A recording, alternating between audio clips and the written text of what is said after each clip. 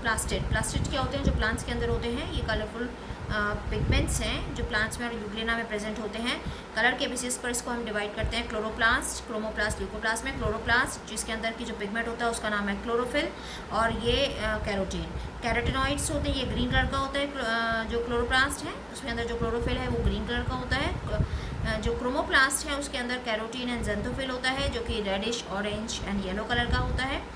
और ल्यूकोप्लास्ट जो होता है वो कलरलेस होता है, और ये जो है फूड स्टोरेज का काम करता है।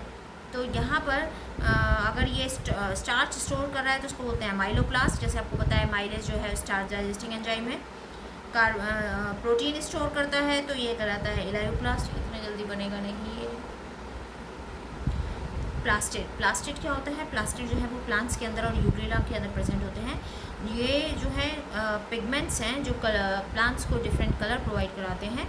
उनके पिगमेंट्स के बेसिस पे प्लास्टिड को हम डिवाइड करते हैं क्लोरोप्लास्ट, क्रोमोप्लास्ट एंड ल्यूकोप्लास्ट में। जो क्लोरोप्लास्ट है उसके अंदर जो पिगमेंट है उसका नाम है क्लोरोफिल एंड कैरोटीन, जो सनलाइट को ट्रैप करता है फोटोसिंथेसिस के लिए, फूड बनाने के लिए।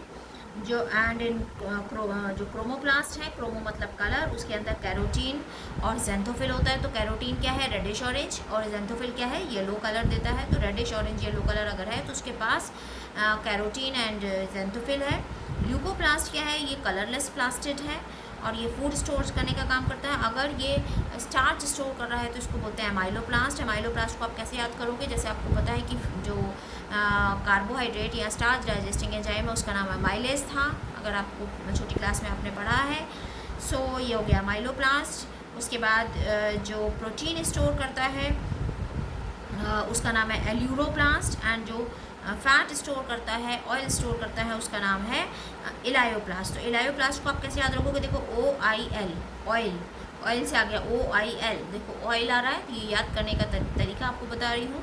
OIL, ऑयल आ रहा है इलायोप्लास्ट में, तो ये आप याद रखेंगे कि ये ऑयल और फैट स्टोर करने का काम करता है। तो बच गया एल्यूरो, तो जो प्रोटीन स्टोर करने का काम करता है। तो तीनों आपको याद हो जाएंगे। ये क्वेश्चन आते हैं कि क्या बोलते हैं उसको, जो फैट स्टोरिंग है, तो आपको याद हो जाएगा इसको क्या बोलते हैं? इलायोप्लास्ट। ठीक है, अब आता है हमारा स्ट्रक्चर। तो अगर हम क्लोरोप्लास्ट की स्ट्रक्चर देखते हैं, सो ये क्लोरोप्लास्ट भी क्या है? ये क्लोरोप्लास्ट भी डबल मेम्ब्रेनस स्ट्रक्चर होती है, जैसे कि माइटोकॉन्ड्रिया होता है, आउटर मेम्ब्रेन, इनर मेम्ब्रेन। इसमें जो ये स्पेस है, जो ल्यूमेन है, जिसको हम बोलते हैं स्ट्रोमा, और यहाँ पर सारे एंजाइम्स होते हैं जो फूड बनाने का काम करते हैं। यानी जो डार्क रिएक्शन है जहाँ पर एक्चुअली में फूड बनता है वो क्या है? स्ट्रोमा। और जो लाइट रिएक्शन है वो बेसिकली कहाँ होती है? वो इनमें होती है। ये जो फैट सैक लाइक स्ट्रक्चर्स होती हैं, जिसको एक को बोलते हैं थाइलेकॉइड और ग्रुप को बोलते हैं ग्रेनम। और ये जो थाइलेकॉइड है, एक थाइलेकॉइड को दूसरे थाइलेकॉइड से कौन जोड़ता है? ये इसको बोलते हैं पतली पतली जो ये लाइन्स हैं, ये कहलाती हैं स्ट्रोमा लैमेली। इन थाइलेकॉइड्स के अंदर ये सारे पिगमेंट्स भरे रहते हैं। तो जो लाइट रिएक्शन है, जहाँ पर सनलाइट को ट्रैप किया जाता है, एनर्जी मॉलिक्यूल बनता है, वो यहाँ पर होता है थाइलेकॉइड में।